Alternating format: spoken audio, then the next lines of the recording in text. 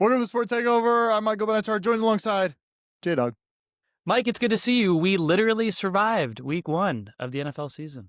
We barely survived. You were texting me. You were mad. I switched picks. Mutual friend on the Survivor pool convinced me to switch picks halfway through start the right week. there. I thought we have a podcast where you give takes, where you stick to your takes, where you tell people who you're going to bet, and people go to the betting window. They go to their bookie and they make the bet because Mike told them to. Yeah. It turns out our show doesn't work that way, right? It does, but I still had Philly in some Survivor pools, but in the big one in Vegas, it did not end up being Philly. It ended up being Denver, which was even worse to watch on Sunday because we had to wait all the way till Sunday. And then guess what? They tried to lose the game. That's what happened. Very much like the Cowboys, the Titans had a chance with the ball in the fourth quarter of the game, throwing it deep to tie or win the game. Both the Cowboys and the Titans had that opportunity. Thursday night was crazy. The Eagles did not look good. The Cowboys looked amazing. And then the Lightning came in. Did a certain bettor call in the Lightning? Maybe you, maybe someone else on Survivor. And it changed everything because the Eagles came out of that and they were ready to go. And the Cowboys couldn't complete a pass to CeeDee Lamb after the storm hit. I will say it didn't seem like a lot of football was good football, especially with teams we thought were going to be good.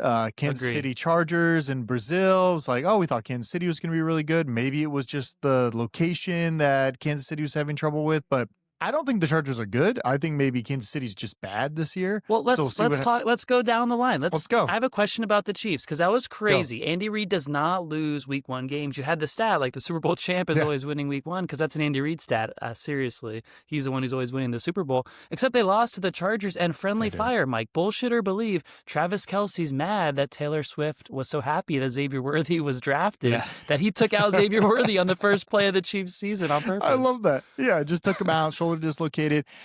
Listen, I like the 2 games. Is this new having a Friday game? Because I feel like it was nice having back-to-back, one game. You focused in on it and you were able to watch it. I like the schedule. I like doubleheader Mondays as well, which are coming up, I think, next week. So next that's week. Gonna be Well, we don't have one this week. Only one game tonight. Only Not one. a good quarterback situation. 2 bad QBs. We'll talk about that. The Friday game was new last year. Of course, it was a Peacock game last year. Then YouTube comes in on year 2. Mike, year 3, there's no Friday game. The NFL said we can't do Fridays. It's against the law. Once Labor Day hits a certain point and it's too late after a certain date on the calendar, Really? They can't do Fridays anymore. Only high school football is allowed in America on Friday nights and BS college football. Also, the NFL Friday night game is actually going away. What are some of your takes? We got to talk about your team, Miami, too, but there's a lot to talk about. But what are kind of the 3 teams that stood out to you that are wow, these teams are a lot better than I thought they were coming into the weekend? Because I feel like opinions had to change this weekend because we knew nothing coming into the season. And guess what? A lot of people didn't know much because I think I wasn't following the spread as much, but a lot of teams did not cover the spread this weekend. Going back to Friday before Sunday again, Justin Herbert, who was that man? Was that Joe Montana or Justin Herbert? That man has never been allowed to throw the ball like he did. He was unleashing it. He was in this new era of quarterbacks. And I feel like we forget about Herbert. We talk about all the guys because they have the accomplishments. They have the playoff wins. Herbert's stature is right there. His regular season stats are right there. He's just never been on a good enough team. It goes back to the Phillip Rivers days with the Chargers, right? It's Phillip's great. He'd be in the Hall of Fame if he ever had a good team around him. Maybe Herbert, this is the year because they looked better than the Chiefs. They had more weapons than the Chiefs. They looked better coached than the Chiefs. I'm now thinking the Chargers are going to win that division after one game. Do you agree? You saw my Raiders out there too, right? Well, I don't know. We can talk about that. Yeah, that was great. I was shocked. Listen, I don't want to get too hyped up on any team this week. I don't want to overreact. Mike, it's Overreaction Monday. That's what we do. We still know nothing. I don't think the Chargers listen, Chargers Raiders play this week. You think if it happens in Brazil, it doesn't count, and you're going to start the season this week? I'm starting the season this week. I wanted to see what was going on. I think sometimes when it's the first week, you got a good game plan. You had literally months to game plan for this particular team. Now let's see what can the coaches do in 7 days, turn it around. Can we get a new game plan for this new team? We're seeing a lot of new quarterbacks, a lot of new systems in play. Geno Smith and Pete in Vegas, they look great. Everybody loved New England.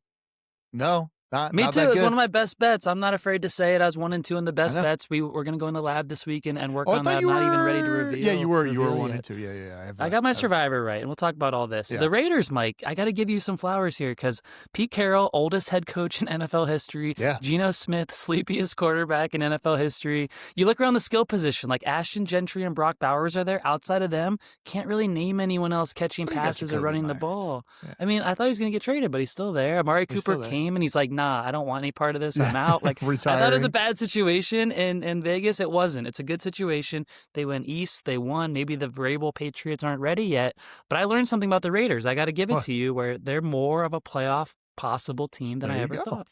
Yeah. And I think a lot of times we get stuck in the narratives in the offseason where everybody was talking about how good the Patriots are going to be, and sometimes we got to realize, like, well, Drake May only won one game, and what about this? How much is really going to change? And it's tough. I mean, you could say the same thing for the Raiders, but I feel like what I was saying, next year, we got to remember this. When we don't hear anything from any team in the offseason, I think that's a good sign, because we heard a lot from the Patriots, how good this running back is, how great this. Yeah, we don't want to hear it. I don't want to hear a goddamn thing coming out of there. Steph Diggs made a lot of noise on the boat in the offseason. He comes out running like he's 45 years old. Like, dude, maybe you should have been working on the ACL instead of on the boat with pink cocaine over the offseason. Yeah, the pink cocaine, yeah.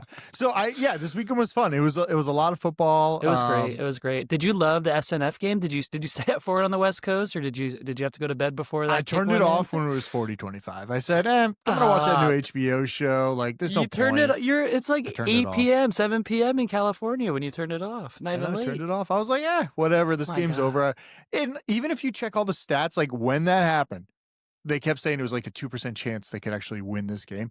In no world does any other team or quarterback actually end up doing that. So, I wish I watched it. I watched the clips afterwards.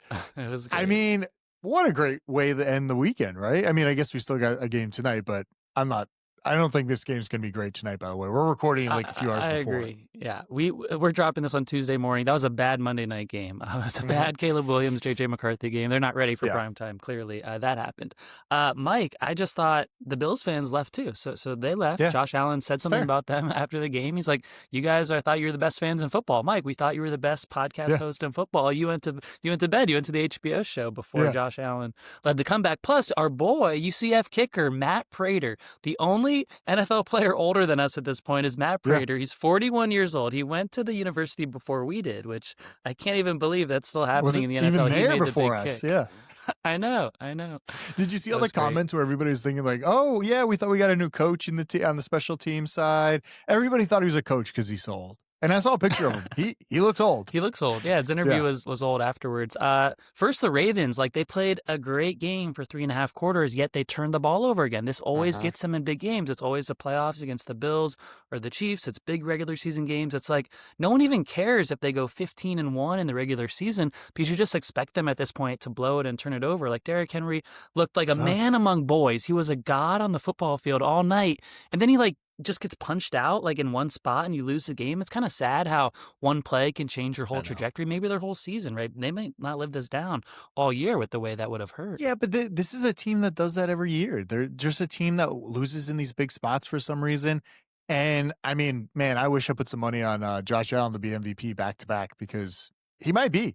There's still no one on his team that's really like elite compared to like you got Derrick Henry and D-Hop on the other side. And not on Josh's team. Josh is doing it all by himself. One of those late touchdowns, Mike, was with a third-string tight end. No one's ever heard of his name. He's a blocking tight end, and he's catching passes. It's such a good point where they got better with the release of Diggs, with the release of the other superstars. They paid James Cook, sure, and he had a nice touchdown, but it really is like an anonymous offense, and Josh kind of cooks in that world. And now he's married. He's like a man of faith. He references God a lot. Oh, wow. I feel like this could actually be, I'm here to tell you actually, the Bills are going to win the Super Bowl. Yeah, they're going to win the Super Bowl. And I found out two stats this weekend that blew my mind. One is it's the last year in this stadium that they've been there for like 50 years. The fans love that stadium. That stadium might go out as a Super Bowl winner. And number two, the Buffalo Bills have never won a Super Bowl before. Did you know that? I didn't know that, but it wasn't surprising because it feels like it's been a team that almost got there but never did. But yeah, which I knew crazy. They went and lost a lot, but they've been around forever, right? They've been around as long as some of these other teams who have won a ton. And so this feels like the Bills' year. Josh, again, the wedding, the man of faith, maybe pops out a baby by the Super Bowl by February. It's like it's all coming together. Are you putting some money on them to win the Super Bowl? You going in? I just want to root for them. You mentioned the Dolphins, and I'm bailing on my team, and not only am I bailing on them, I'm joining a division rival. That's how bad it is. I just want to support Josh and the Bills. They're so fun to watch. They're like a competent offense. The fans are fun. It's like, why not just jump on this year? Jeremy, what is going on with the Dolphins? I feel like you still got talent there. Everybody's still there. You got Tyreek, you got Tua, you got Achan, you got your boy, your coach. What's going on? What's happening in the locker? Tyreek just crying on the side. I don't know literally going into the week, I was like, okay, they could possibly be good, but they're really bad and they can't really do anything. And the Colts are elite. Is that what we're determining from that game? No, I think every team who plays the Dolphins will be elite. If you're looking for an edge in Survivor, take the team who's playing the Dolphins or the Giants. That's what I did. Pick on Russell Wilson while he's still there. Oh, yeah, he's not going to be there long. Not long at all. The Dolphins, Mike, we saw it coming, right? I sent a message to the group last week when we found out Red Zone was going to have commercials. I said this was the last thing Dolphins fans had to look forward to because it's not the regular season. So I was out ahead of this. I made a couple bets over the weekend. One was the Dolphins under, feeling really good about that. So I did fade them before week 1. That's good. What are you betting on these days? What's your app of choice? DraftKings is here in Connecticut, and so your boy is on draft. For better or worse, the boy is fired up on the app. Illegal betting. Are you just firing them off before now? Mike, it's like some small bets. It's like some random bets. It's like I bet on the U.S. Open tennis a few days ago. I forgot about it, but then I won with Alcaraz. So like fun things are happening over here. Okay. As I discover, I was a little slow on TikTok. I was a little slow on the DraftKings app, but once you make it, it's a lot of fun. I don't know. I don't think the Dolphin situation is good at all. I think McDaniel, Rex Ryan called him nerd boy on TV today. He doesn't know how to command a locker room. Tyreek crying. They have to trade him. I heard the Steelers or the Chiefs are 2 possible teams for Tyreek. Tua, he had no pressure, and he still had a terrible game. And so in the past, this thing was always injuries and pressure get to him. What if those things don't affect him and he's just terrible? And so at least the Band-Aid is off. It's out for the world to see how bad it is.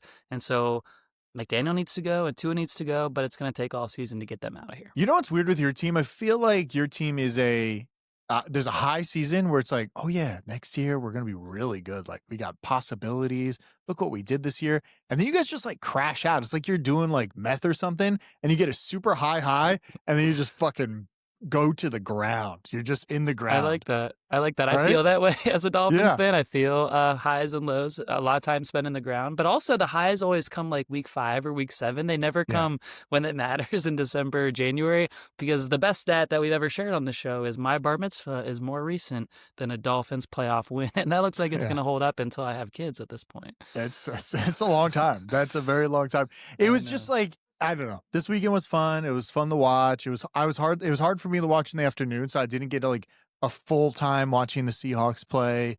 All the afternoon games. Watch that was a weird game. Niners, Seahawks, 2 of your former teams. Of course, you're a big Raiders guy this year, but no one wanted to win that game. I was keeping an eye on it, Mike, and literally those 2 teams are not bound for the playoffs. I don't know if the Rams are winning that division, but those 2 teams couldn't give it away, and neither team won. The Niners did. The Seahawks are flawed. Sam Darnold had like 100 yards. Like I thought you were this guy from last year. Maybe you're not that guy. We'll see.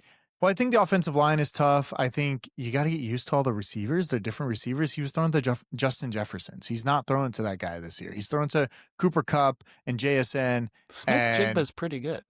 He is, but he's not that level. He's not Jefferson. He's not. Yeah. Christian McCaffrey, the calf, it was a big deal, and then it wasn't. He had like 25 touches. Is he okay? Is he washed? Where's he at? I would be nervous as a fantasy owner, but I think as like a player, just like we'll see what happens. But if he's on the injury report again, then yeah, I'd be worried. But I wouldn't want him in fantasy. In our league, Mike, I took him 7th overall. You picked 8th overall. Yeah. Would you have taken him, or were you going to let him go? No, I told Jeremy I do not want him. I mean, not you. We don't share any teams. Yeah, we don't share any teams. I told him I don't want him at all. We actually went wide receiver. I think we went Malik Neighbors in that one.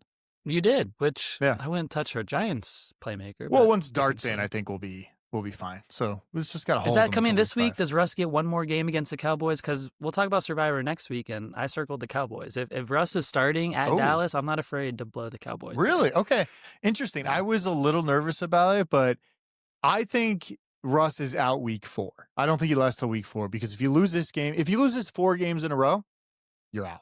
You got to be out. But then it's like too late. It's like too late to make a comeback. But if you pull that ripcord at 0-1 or 0-2, don't they still have a chance?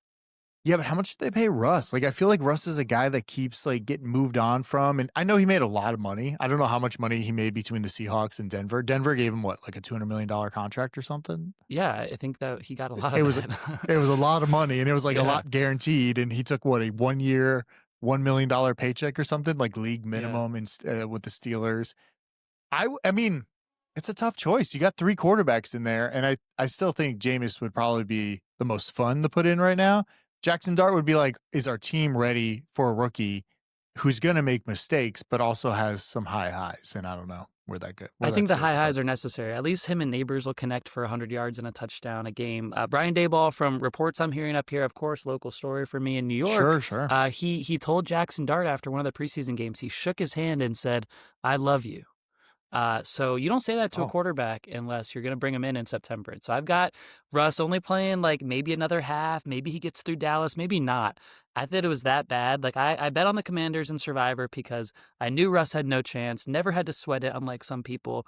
And literally, I will keep betting against Russ if they keep putting him out there. So that's a threat to the Giants. Do you think Russ is like a guy that performs really well and like sweet talks his way into things? Because I feel like he performs really well in practice and like, oh yeah, throwing dimes to everybody. He's looking good. And then he gets out on the field and he can't make a decision. He doesn't have the same speed he used to have.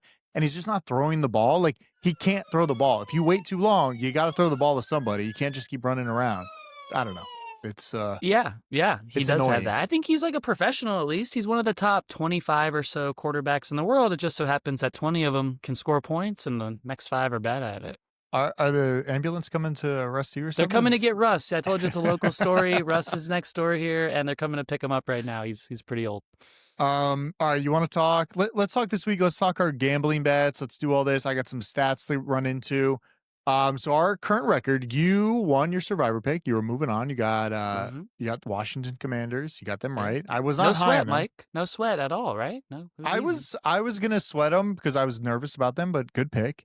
My pick was Philly, but then me and mutual friend talked. But actually, every single pick I mentioned all hit, which is a scary week when every single thing I've ever mentioned hit. Yeah, they all hit in like every Survivor pool. Like only if you took like the Panthers were you eliminated. Yeah, so Denver hit, Arizona hit, Jacksonville hit, Philly hit. So all of them. But several were close. We were texting about this last night. The Bengals should have lost to the Browns, and that was a big one. The Cardinals, I mean, Spencer Rattler, he didn't play well, and he still had a throw at the end of the game. I think it was your boy Juwan Johnson, or some big tight end that looked like Juwan Johnson, that had 2 hands on the ball in the end zone to tie the game and dropped it. And so a couple of these teams that a lot of people believed in were so close to disaster. Yeah, a lot of games. The Philly game was scary. The Denver game was terrifying. What was it like? Tell us your emotions. Second half, Cam Ward slinging it. His receivers aren't helping him, but what was it like for you in the second half? Well, we went to the Americana after halftime. We went over to the mall. Mutual friend calls me. I'm sure he's like at least 5-6 beers deep, and he wanted to commiserate and talk about the game. I said, I'm not even watching. I was like, I hope we lose. Like, we might as well get out week 1 and not have to go, 10 weeks doing this and be stressful every week. And then finally they came back. I do not like it. It is the most stressful thing I've ever done because it feels like we're going all in on the biggest hand of blackjack or whatever, and you have no option to get out. And it's scary. It's not fun. It is scary. Yeah. We're here this week. I mean, I know, you're in a Survivor pool, but you could still win like $6,000, I think, in the Survivor pool. It's $5,000 in ours. It's not a small win. It's not small. Yeah, it's under 200 people. I got like a 0.5% chance now. Yeah, you're in. I think it's a pool that one of us could win. I think so too. Your betting record, you went 1-2 on your bets. Not bad. Great. You picked the spreads. I think if you went the other way, you might have won them, right? On one of the money lines. Did you pick a favorite or all underdogs? Wait, are you picking money lines? Like against the spread is harder. Yeah, I was just picking money lines on mine, but I did I'm giving some picks. I think it's a little tougher. The second ambulance is not coming for Russ. He's really washed. Fine. Jackson Dart might be starting this week. I went 3-0 on my bets, but I did 3 parlays. I had the Raiders in a lot, Philly, Denver, all very lucky. It's the first week, so we'll see how we do. But not a bad record. Yeah, not a bad record. My bankroll went up, so I got to explain this. Yeah, Philly won. I put in all my money on Philly. They won. I'm like, man, I got all this money. I got Sundays coming up. I got all these other games. Can I just like quickly do some more? So I threw it all on Denver quickly. Money line. And wow, I thought you were making one big bet a week. You did 2 big bets in week 1? I was, but it was just like it was Friday morning and it won. I was like, I got it. Staring Mike in the face. Mike saw a big number staring him in the face, and he couldn't wait till week 2. I couldn't wait another week. So I'm like, let me just throw it on. So I already placed my bet, which I'm doing it all in Kalishi. So I'm going to screenshot it, put it in our Substack. But I already made my bet this week. And I hope you like it, because we're on the road to 10K. This is the bet this week. I have $343 to bet with this week. Wow. I put $50 moneyline Raiders. I believe in the Raiders a little too much. Okay. I'm riding with them again this week. And then I kept it simple. Wait, who are they playing? Raiders are playing Chargers at home in Vegas. In Vegas? Wow. In Vegas. Chargers look good. Okay. Sure. Right. Okay. At least it's not the whole thing. And then I put $292 on Buffalo. That was an easy one. Buffalo is playing the New York Jets. The Jets. At the Jets. A classic letdown game for Buffalo and their emotions coming down from that game. It could be, and it scared me a little bit, but you know what? I was like, I don't think they're losing. I think this is the team of destiny. They're winning the Super Bowl. They're going for it. Felt like a safe bet. So if I win, if both bets hit, I will be up to $509 after the weekend. And then I will put that in again, hopefully double it, get to 1,000 or something. Very scary. Had a lot riding on Denver, so we'll see what happens. Barely got through it. You don't believe much after that game, right? I don't. What bets do you have this week? I am not ready to reveal my bets this week, but I think, Mike, we should email them out on the Substack midweek once we have a little more time to digest. Something like a Wednesday email to the Substack folks. How can they subscribe to make sure that they receive our bets during the week? Just go on Substack, search The Sports Hangover, or I think you can go to like substack.thesportshangover.com and you can get right to our Substack. I was going to put it out, and I also built a gambling sheet guide for this week already. Before the show, I put together some other bets I really like. But I do want to talk Survivor with you, because I think that's a big one. Me too. I also have some bets that I'm willing to share here, because I like talking them through. I like seeing what you're thinking about. But let's talk Survivor first. I have 4 games I lined up: Buffalo, Ravens, 49ers, or Rams. Buffalo, yes. Ravens, yes. 49ers are playing the who? 49ers are playing, I should have wrote it. 49ers are playing the Saints. At New Orleans again, just like Arizona was at New Orleans. So they're a little frisky. Baltimore's at home playing Cleveland. And what was my third one? Rams. The Bills. Yes, the Bills are on the road in New York. The Rams. You're gonna mess with Cam Ward again? Stop right now. Stop right now. You never know. And then I want to say something about Cam Ward. If Cam Ward had any NFL competent receiver on his team, you would be 0-1 in Survivor. You'd be eliminated from your Survivor. Calvin Ridley was dropping passes. Receivers were dropping passes everywhere. Cam Ward was actually slinging it. And so to go up against him in the same arena again, like, take a week off of Cam Ward at least. So you like him? Okay. So my thought was the Rams were kind of like the number one for me, because my fear is if Matthew Stafford gets a good hit, that man's out. He's not going to last until week 6, right? So you got to play him early. I don't see any value future-wise. I think Baltimore and Buffalo this week, hard one to play because there's a lot of future value. Then San Francisco feels like the other team that would be like, oh, yeah, this makes sense. Play them now because we're not really sure how good they are. They're playing the Saints. Is that something we want to play? Where was your head at with Survivor if you took a look? I know it's Monday. No, I took a look at Survivor. I actually think it's a much easier Survivor week than week 1. Okay. I looked at week 1. I was like, I don't feel good about any of this. Maybe because it's week 1. It's like you don't know how teams are going to come out. They don't play much in preseason anymore. I looked at week 2. There's like 6 games I'm comfortable with. But then I started identifying some traps. And the Bills are in a trap game at the Jets. The Bengals, Mike, are a popular pick.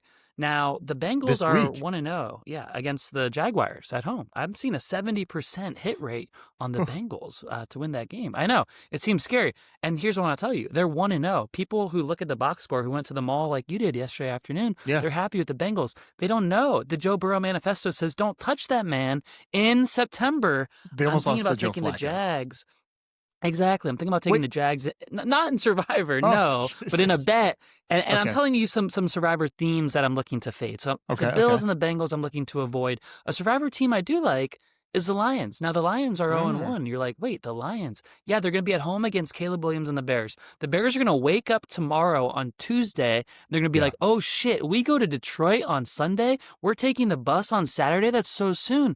The Lions had all day today to prepare. They might have a watch party for Caleb tonight. They're back at home. They're pissed at the national narrative that the Packers destroyed them. They're pissed that they didn't look good without their coordinators. I might take the Lions in a gamble. They're 0-1, but I might want to take them because it's not a popular pick. Interesting. First, your thoughts on that, and then I have one more team to talk about. Yes, I'm going to throw out this stat. This is from a manifesto. Sometimes we follow it. Faves in week 2 only cover 44% of the time. Also, a fun stat here, this only relates to Baltimore. Teams who scored 37 points and lose are 69% against the spread the following week. And Mahomes is 22 and now 5. I had to update it. 22 and 5, I think. I got to see when the stat was from. 22 and 5 in September, straight up. Andy Reid's 0-1 this September. So do you let that kind of affect things a little bit? They're playing the Eagles. Like, you can't bet that game. I don't even know who's going to win that game. I was going to say they're getting points. I mean, if you're thinking about betting it, they're getting plus a 1.5 at home, Kansas City, at home, playing the Eagles. Wow. Eagles didn't look great.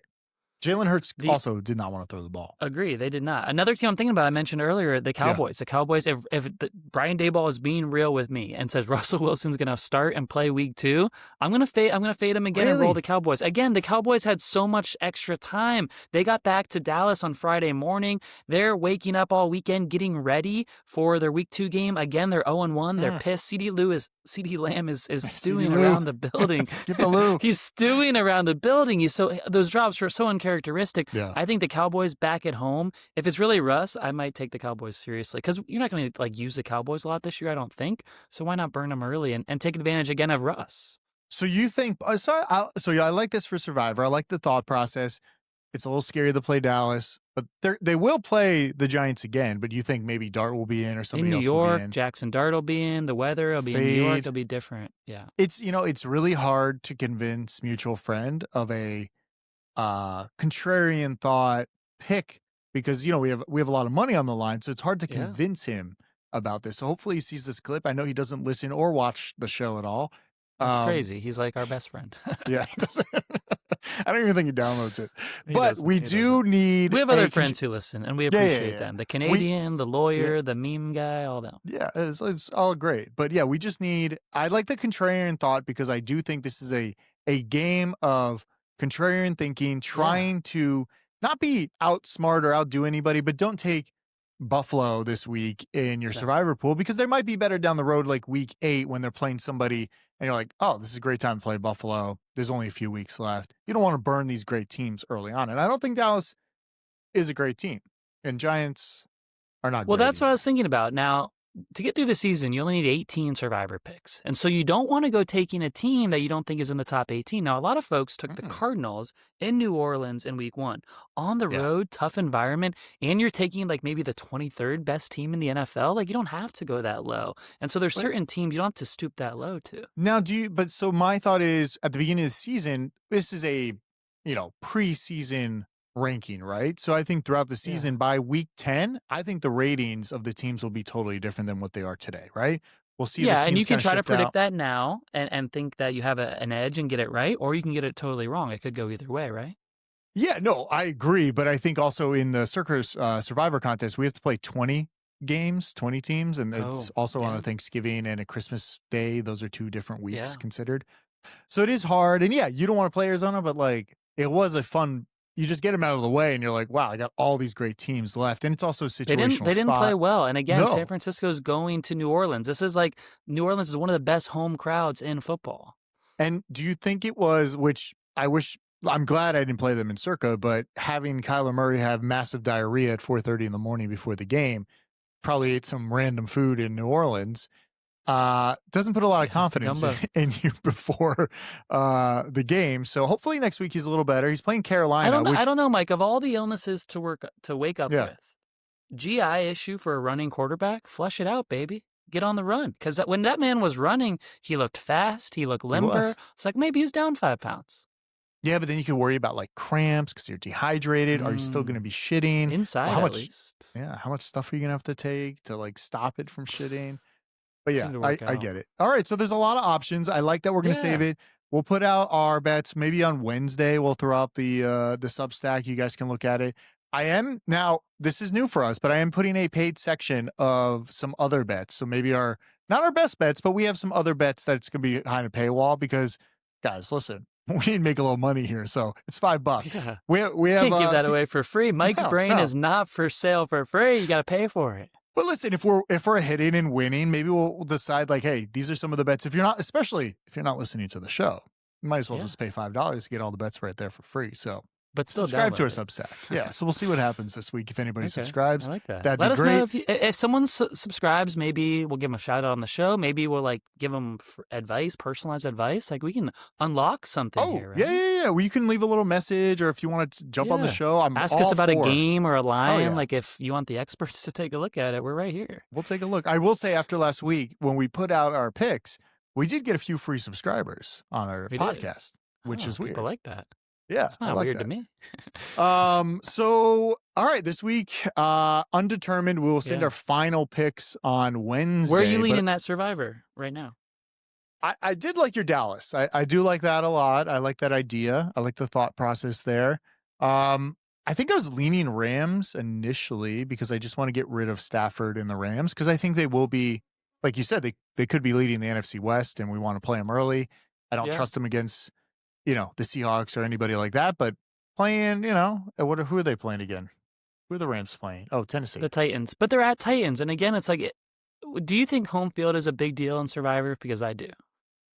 I think it matters more with points. Rams are a 6.5 point favorite. So you're factoring in what our calculations are, a 2.5 to 2 point difference from home field advantage. So our numbers put it Tennessee right now at a 4 point underdog instead of a 6.5 point underdog. So technically there's value on Tennessee at a 4 point dog. So you would actually want to jump on the other side. But we haven't updated rankings and everything like that this week. And if you're betting on points, I just feel like in Survivor, you're just introducing more margin of error when the team goes on the road. Did they have a bad night of sleep? Do they not play as well on the road? Rarely do players not play as well at home. They're in their comfortable environments. For Survivor, I'm really thinking about home teams more than anything. Wow, I like that. I wonder what the stat is. Dropping nuggets. You really make me think today. I like this thinking. Hold on, I'm gonna pull up ChatGPT. Wait, when I go in, I go all in. You're going in. I love it. You've just become a gambling fiend sitting on your sofa Sundays for 8 hours a day. Connecticut will do that to you. I'm getting ready for December when I have nothing else but the NFL and gambling. What should I be asking ChatGPT here? Because it has the full database of all the NFL games, and I'm asking are favorites more likely to lose on the road? Okay. Favorites. Because really, you're taking big favorites once you're confident in them, but will they finish the deal or get upset? Is the question. For the last 10 years. That's I like a good 10-year span. ChatGPT, yeah. So it's going to be Mike is a prompt king as well. You know how to prompt that thing. I know how to prompt that thing. Home favorites against the spread are in the last 10 years against the spread. Home favorites not against the spread. You don't want against the spread because this is Survivor. Oh, you just want straight up. Well, against the spread, they're 51%. Straight up, they're 69% home favorites. Road favorites against the spread are 47% and straight up 63%. So stop right there. Road favorites, straight up 63%. Home favorites, straight up 69%. Correct. I just identified a 6% margin in Survivor by taking the home team instead of the road team. You did. You were locked. You were cooking in the kitchen. J-Dog is cooking right now.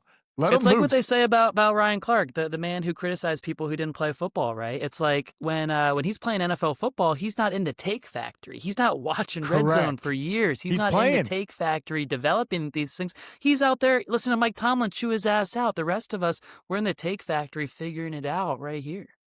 I like that a lot. I never even thought about it but you're right. So I got to factor this in. I'm going to put this into the manifesto right now. That's great. Nice. Great stat. Keep making additions. Thank you. That's great. Thank All you. right. Good show.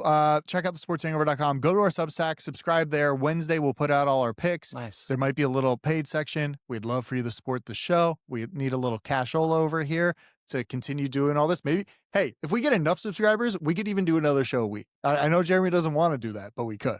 It's true. It just takes money. It takes Both money. When Jeremy's winning money, he's cooking. He's ready. I'll do 5 nights a week for you, Mike. I'll do it. And check out our YouTube page. Everything's there. All the clips are there. You can see the full show all up on YouTube. Good show. See you.